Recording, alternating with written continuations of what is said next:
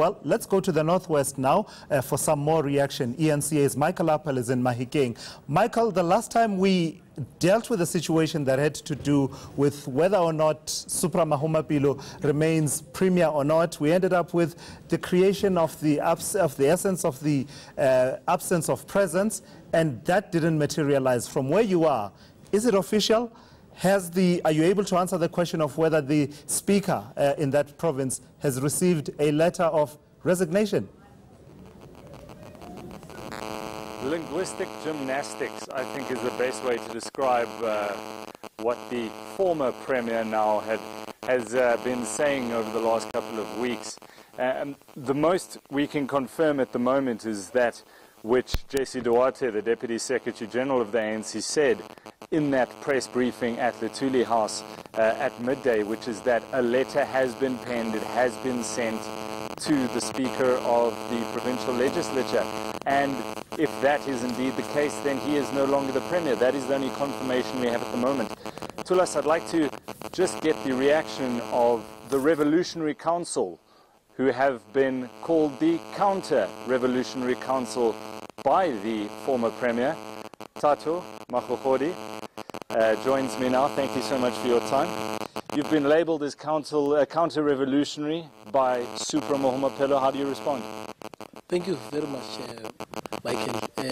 It is very interesting that a popular call by our people, led by the Revolutionary Council, which says we don't want to be led by somebody who is incompetent and we don't want to be led by somebody who is corrupt, is labeled as counter-revolutionary. What is counter-revolutionary with that? This is a clear situation where a counter-revolutionary wants to label those who are representing the will of the people as being counter-revolutionary. So, Mr. Mahumapelo says he voluntarily resigned. Do you buy this? And secondly, do you think the people of the Northwest owe you, the Revolutionary Council, a debt of gratitude? Well, firstly, this is, even by any stretch of the imagination, not voluntary resignation. This is capitulation to popular pressure, of course led by the Revolutionary Council, but powered by the interest and the needs of our people. We don't think the people of the Northwest owe us gratitude. We are part of the people of the Northwest. We are just, as revolutionaries, assisting in, sponsoring a call politically that our people really wanted to see panning out.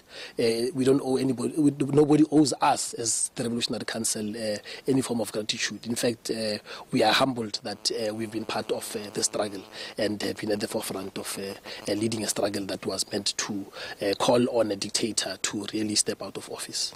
It's strong words calling Supra Mahumapelo a dictator, but remind me what led to the formation of the Revolutionary Council. You are an ANC member. What led to the Revolutionary Council even being started?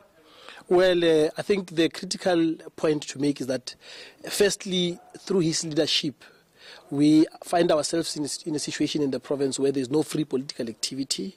We find our situation in the Northwest where a government of the people is being led by the whims of only one man, and most importantly, translating this to the ANC, where in the ANC only one man takes the final decision, the final decisions about the future of our people in the province. That is dictatorship.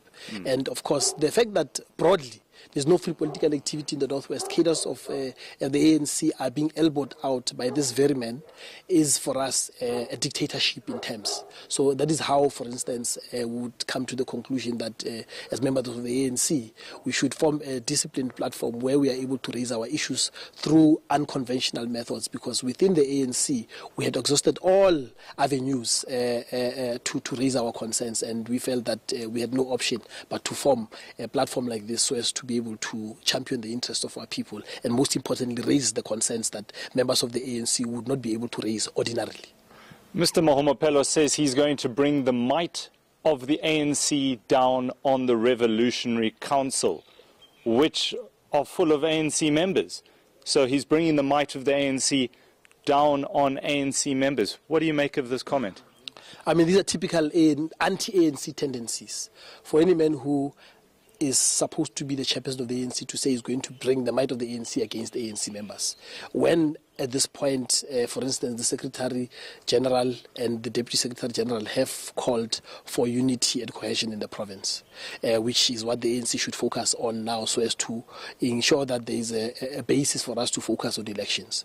How else can you interpret a person who says that they are chairperson of the ANC and they want to bring the might of the ANC down ANC members? This is a very clear indication that he wants to continue with the fights, and is not prepared to accept that the reasons why he's been removed are reasons that are in kilter with the aspirations of our people, and this was a popular call by our people, which we were just but conduits of. Tatu Mahohodi from the Revolutionary Council, I appreciate your time. Thank you. Tulas, back to you. Thank you so much for that. That is Michael Appel bringing us reaction there from Mahikeng to the resignation of Supra Mahumapelo.